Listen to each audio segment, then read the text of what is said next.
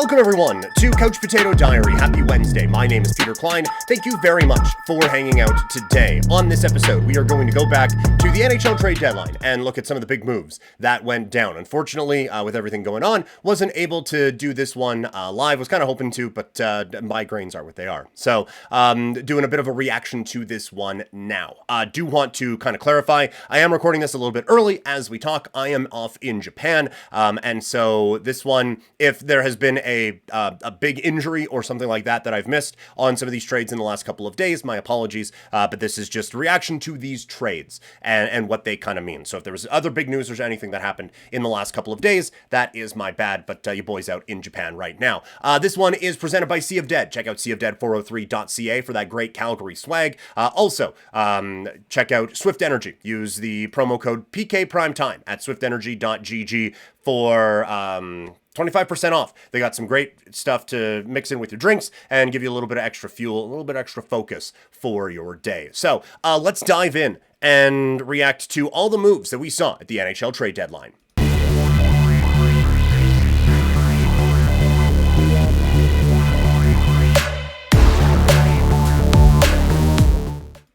NHL Trade Deadline has come and gone, and some surprising movement from the National Hockey League. It was a day that I thought was going to be a little bit on the quiet side, and holy cow was it not. So let's dive right in with the biggest move of the day.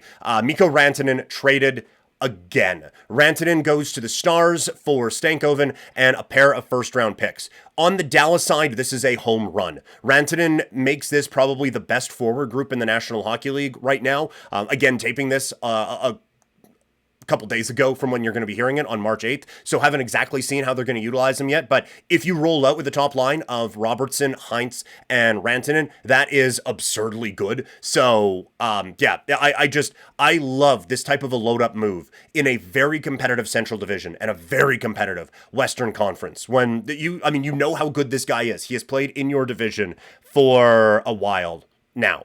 And now you get an opportunity to have him on your team, potentially against his former team in the playoffs. And the playoffs, he has shined before. Shined?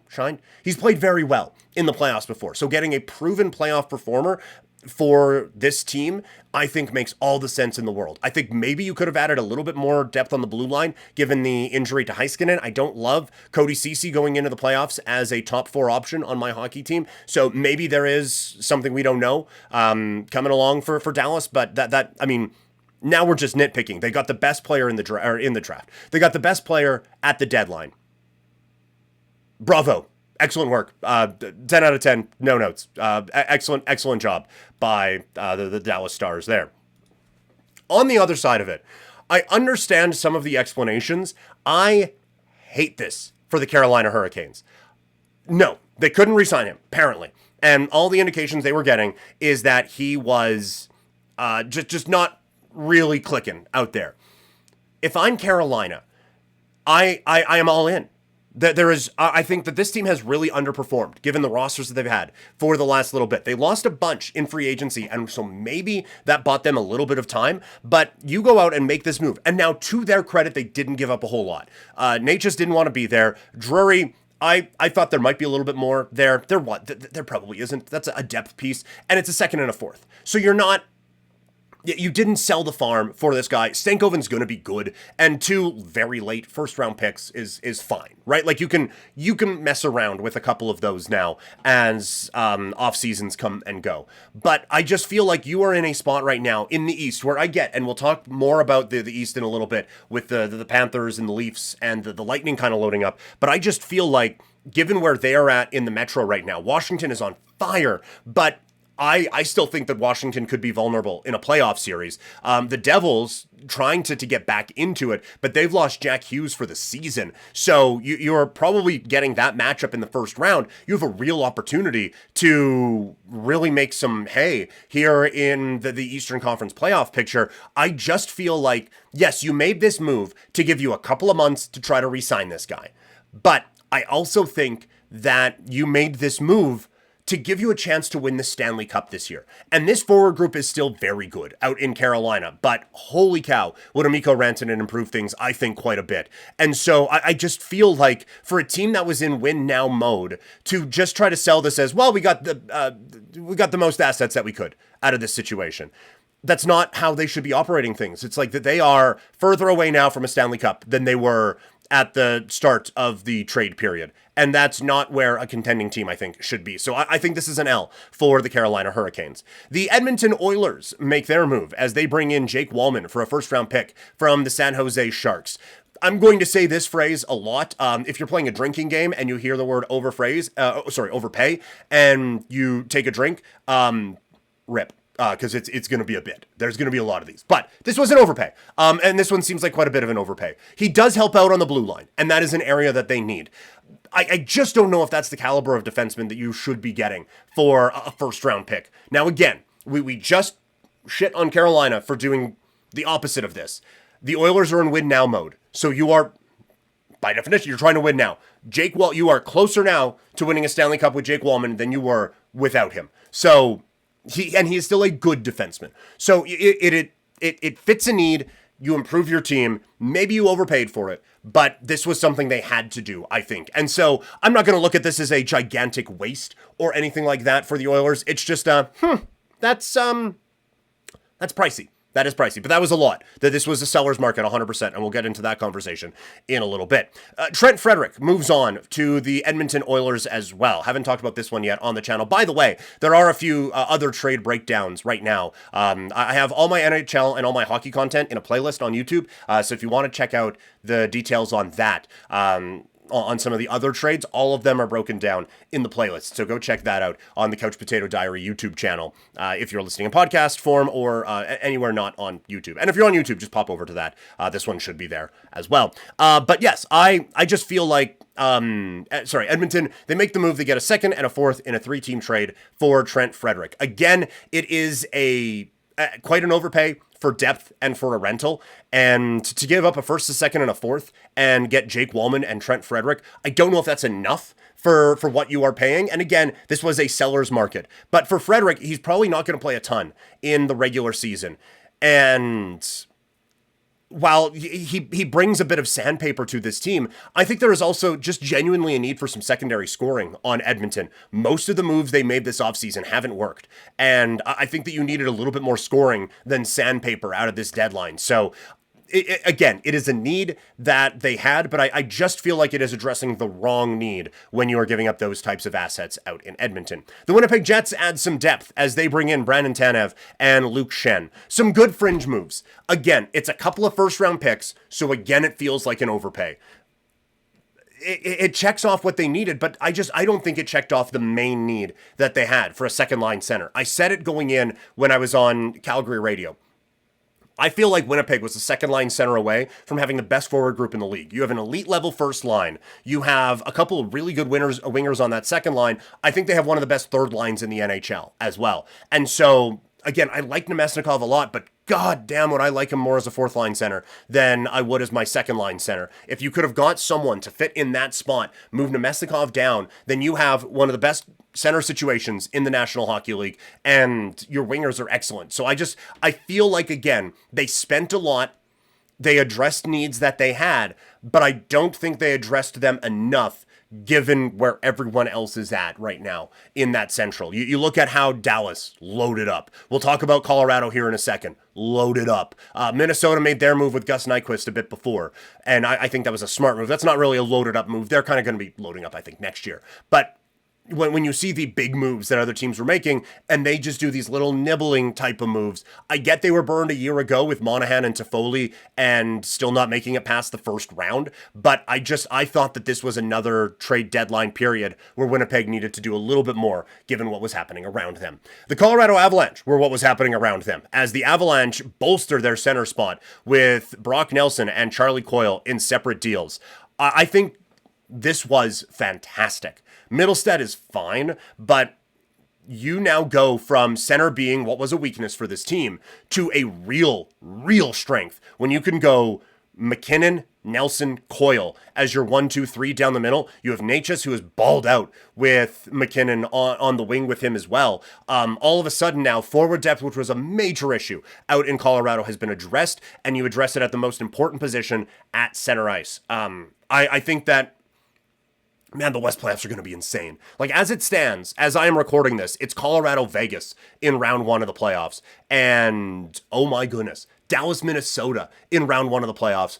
Good Lord. Like, you are going to have a few teams in the West really disappointed with first-round exits this year and going back to the drawing board in a big-time way, because the West is just stacked with the moves that were made. And we were kind of looking at it when I was on, again, Calgary Radio.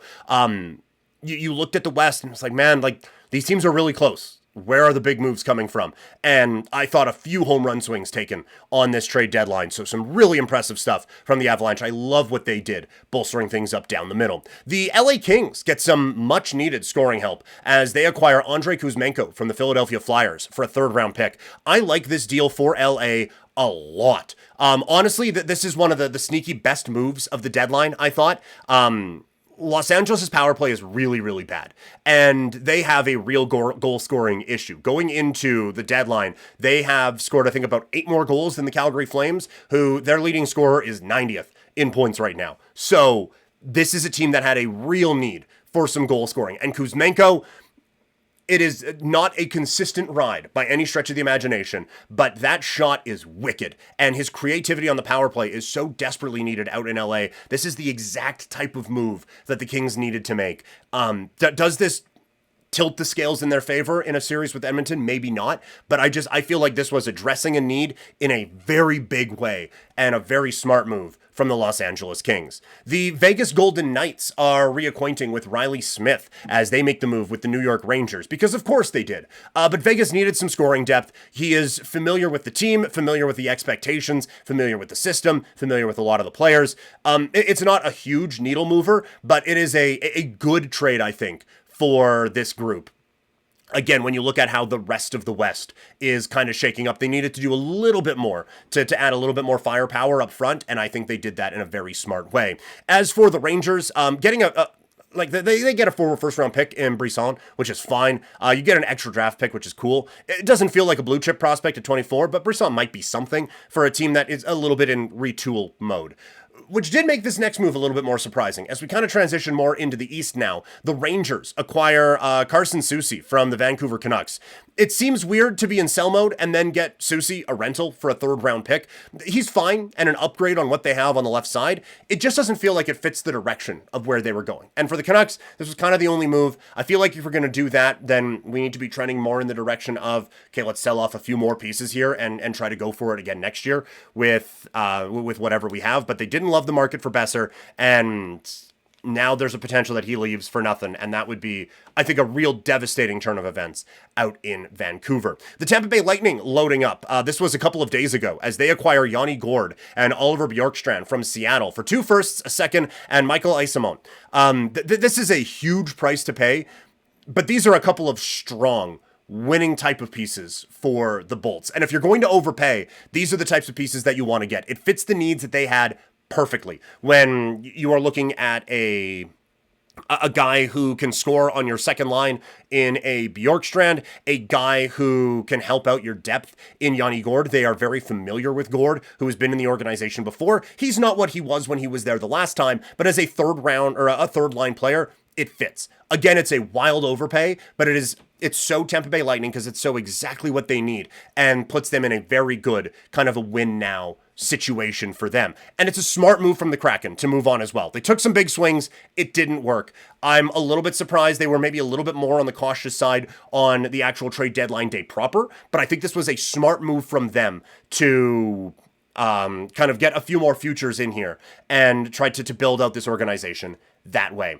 The Ottawa Senators, as we continue in our Eastern Conference now look at the NHL trade deadline, the Ottawa Senators acquire one of the big fish of the day as they get Dylan Cousins, Dennis Gilbert, and a 2nd-round pick from Buffalo for Josh Norris and Jacob Bernard-Docker. I really like this for Ottawa.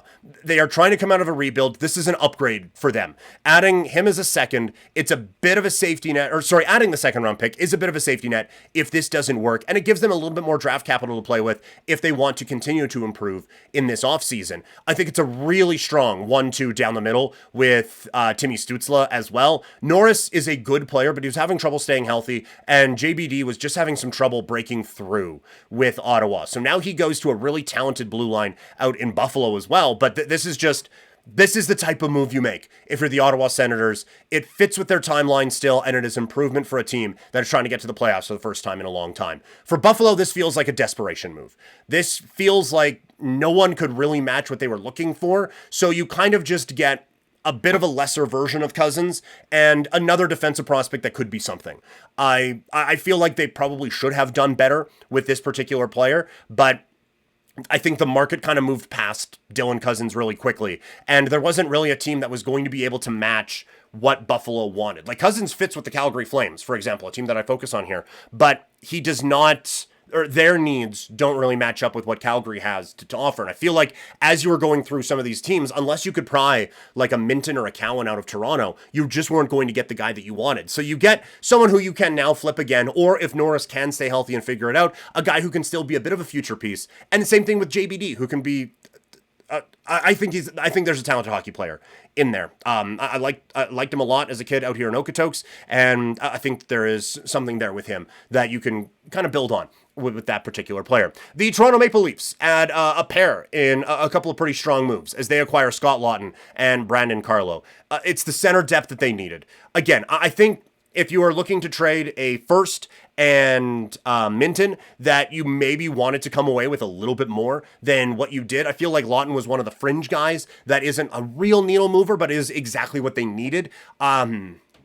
So it fits a need. And Carlo, I think, is a really strong defenseman that you can put up there with a Riley or with someone else, and it actually works out. So again, it's a bit of an overpay, but they had to do something. They could not come away from this with nothing, given how the other teams were loading up. And we'll talk about the load ups there in just a second. But there needed to be, I think, a little bit more for the Leafs. And so they went out, addressed what they needed to, and got a couple of really good players. And just on the surface, it feels like an overpay, but you do end up paying the price that a lot of teams were paying here at the NHL Trade Deadline. The New Jersey Devils weren't going to go quietly into that night as they acquire Brian Dumoulin from the Anaheim Ducks for Herman Treff and a conditional second. Some thought the Devils might be sellers with the Hughes injury, but this solidifies the blue line. They're dealing with the Dougie Hamilton injury as well. Dumoulin, just a solid, steady defenseman that can help out in New Jersey. And while you would think, like, okay, this is not the year, let's sell off a couple of pieces, but that East, like, it's that they are a little bit ahead of the pack, and it's going to be a bit of a fight now to stay ahead of that pack in that kind of logjam. But how far are you falling if you're the Devils? Really? Like, can you fall below that entire pack and get down into the Pittsburgh, Buffalo, Philadelphia area? I don't think so. So I think that this makes sense to just kind of see where you're at, see where other teams are at. There's no way you're falling below all of them. So let's make a push in the playoffs here. Let's get a Dumoulin. They added a little bit of forward depth as well. I like this move for the New Jersey Devils. The Washington Capitals adding some forward depth as well as they trade a second-round pick to the Penguins for Beauvillier. A second for Beauvillier is quite a lot, and did kind of feel like one of the overpays of the day for the trade deadline. But again, it is a nice bit of scoring depth. If you can get Beauvillier back to anything close to his potential, it is a really good piece of secondary scoring for the Washington Capitals. It's a move to tell the locker room, we believe in you, and we're going to continue to go for it here. And it's one that just kind of strengthens the strength for them. So again, felt like an overpay, but it is strengthening this team up in a really big way. The Pittsburgh Penguins and Nashville Predators made a swap with Shen and Benning and a couple other pieces. Don't really know why, to be perfectly honest with you. Moving on, the Florida Panthers acquire Brad Marchand from the Boston Bruins, and adding that bit of playoff experience and that hunger for someone to get back to the top of the mountain, I think is the exact type of a move that you should be doing when you're the defending Cup champions and in an absolute fist fight for the number one spot in your division. This is a perfect move for the Florida Panthers. It strengthens this forward group immensely, and when you look at where they're at now and where they could be in the playoffs with Marchand and Tkachuk, this is a fantastic ad for the Florida Panthers. So really well done, and smart for Boston to recognize that the window is closed and start to move on with a few future prospects that way. So I think some smart stuff there from them. The Panthers also add some depth in a trade with Nico Sturm that they acquire they acquire Sturm and a 7th in a trade with the Sharks. Again, it's not a needle mover. A good depth pickup, though, for the Florida Panthers. And I like those types of moves when you're going to be competing for a championship. Like, let's just go out and make sure we have NHL caliber players at every position on our roster and nothing on the fringes. Let's just solidify everything. Love that move from a contender. So that's the rundown of the trades that happened in and around the NHL trade period. So the question remains now, who are the winners and losers from the trade period? Let's talk about it.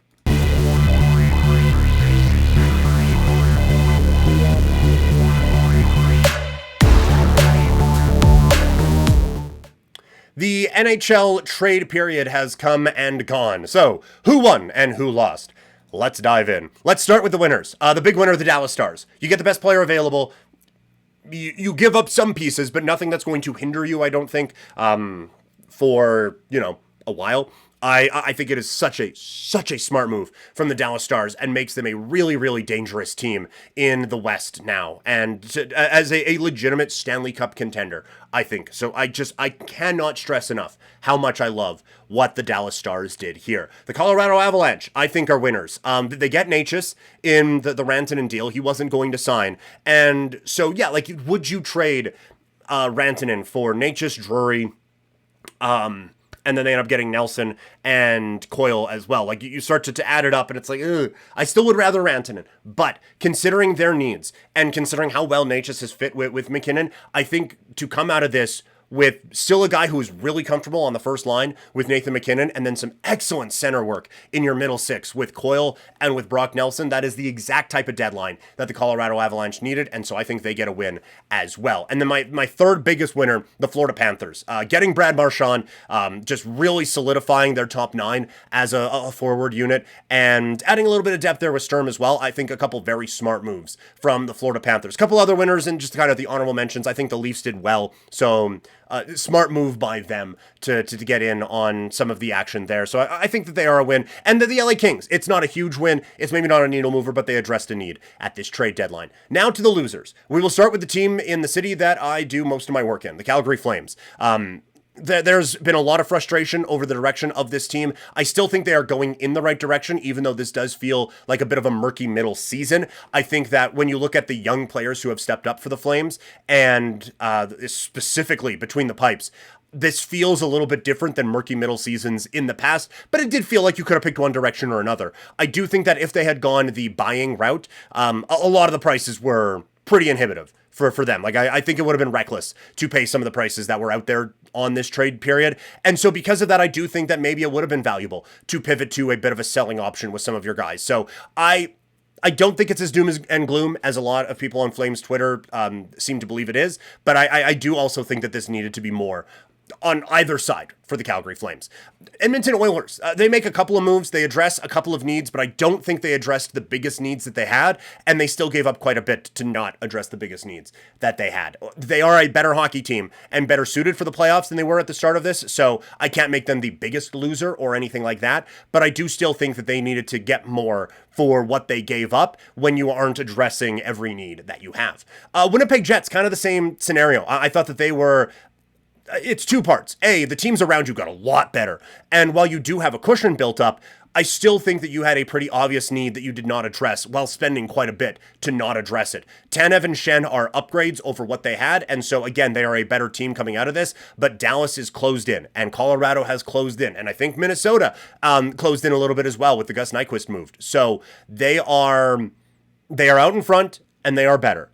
But they aren't as out in front as they need to be, and they aren't nearly as better as the other teams around them, so I have to give them an L. And the last one's the Buffalo Sabres. I don't think they got good value on Dylan Cousins at all, and then as the only real move of substance that you made, a little bit surprising for Buffalo there. So they are another loser for me. That is going to do it for the show today. Thank you guys so much for hanging out. Again, I was going to say the pre-recorded content continues. It's podcasts and YouTube. It's all pre-recorded. But live stuff comes back in April over on twitch.tv/primetimepk. But a lot of it now is going to be baseball season stuff.